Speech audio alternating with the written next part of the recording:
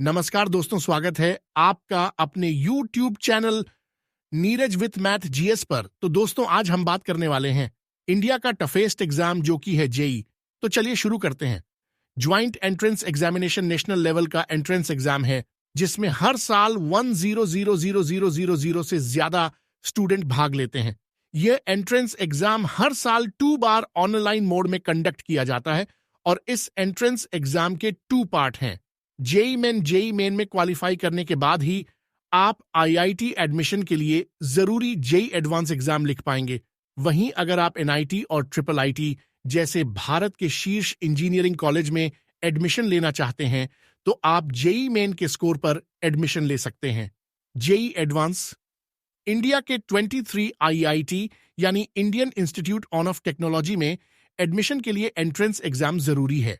JEE advance में सबसे अच्छा स्कोर करने वाले स्टूडेंट को ही आईआईटी में एडमिशन मिल पाता है। जेई के लिए पात्रता जो स्टूडेंट इंटर यानी 12th साइंस और मैथ्स सब्जेक्ट के साथ पास कर चुके हैं या अपीयर कर रहे हैं, वे जेई के लिए एलिजिबल है। छात्र की आयु ज्वाइंट एंट्रेंस एग्जाम अपीयर होते समय कम से कम 17 साल होनी चाहिए।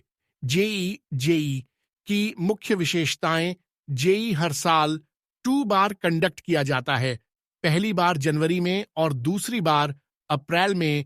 जॉइंट एंट्रेंस एग्जामिनेशन का पहला चरण, जिसे जेई मेन कहते हैं, हर साल अप्रैल महीने के पहले सप्ताह में कंडक्ट होता है। जेई मेन एंट्रेंस एग्जाम में 2 पेपर होते हैं।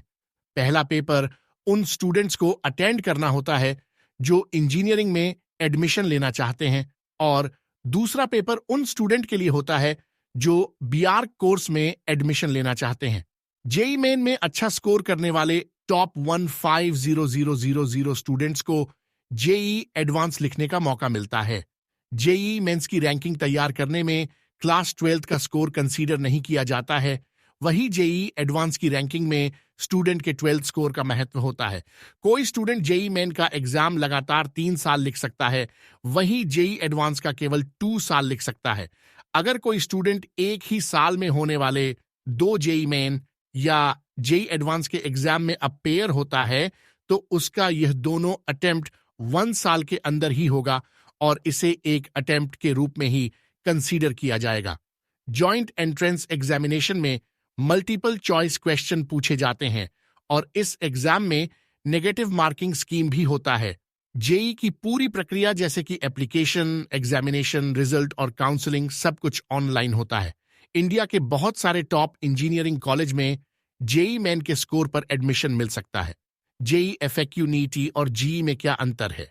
नीट यानी national eligibility cum entrance exam Bharat में मेडिकल कोर्सेज जैसे कि एमबीबीएस, बीडीएस, बीएचएमएस आदि में एडमिशन के लिए एक जरूरी एंट्रेंस एग्जाम है, जबकि जेई यानी जॉइंट एंट्रेंस एग्जामिनेशन भारत में टॉप इंजीनियरिंग कॉलेजेस जैसे कि आईआईटी, एनआईटी, ट्रिपल आईटी आदि में एडमिशन के लिए कंपल्सरी एंट्रेंस एग्जाम है। जेई परीक्षा का उपयोग क्या है? अगर कोई स्टूडेंट भारत के किसी टॉप इंजीनियरिंग कॉलेज से इंजीनियरिंग करने की ख्वाहिश रखता है तो उसे जेई यानी जॉइंट एंट्रेंस एग्जामिनेशन जरूर लिखना चाहिए। इस एंट्रेंस एग्जाम के 2 पार्ट्स जेई मेन और जेई एडवांस के स्कोर के आधार पर अलग अलग टॉप के कॉलेज जैसे कि आईआईटी, एनआईटी, ट्रिपल आईटी और अन्य इंजीनियरिंग कॉलेज में एडमिशन मिलता है। आईटी नीईटी क्या है? जेई एडवांस्ड प्रवेश परीक्षा को जेई एनईटी भी कहा जाता है। जैसे मेडिकल प्रवेश के लिए नीट प्रवेश परीक्षा अनिवार्य है, वैसे ही जेई एडवांस आईआईटी प्रवेश के लिए अनिवार्य है। कुछ लोग जेई एडवांस्ड को जेई नीट भी कहते हैं। वीडियो पसंद आई हो तो हमारे चैनल को लाइक और सब्सक्राइब जरूर करें। धन्यवाद।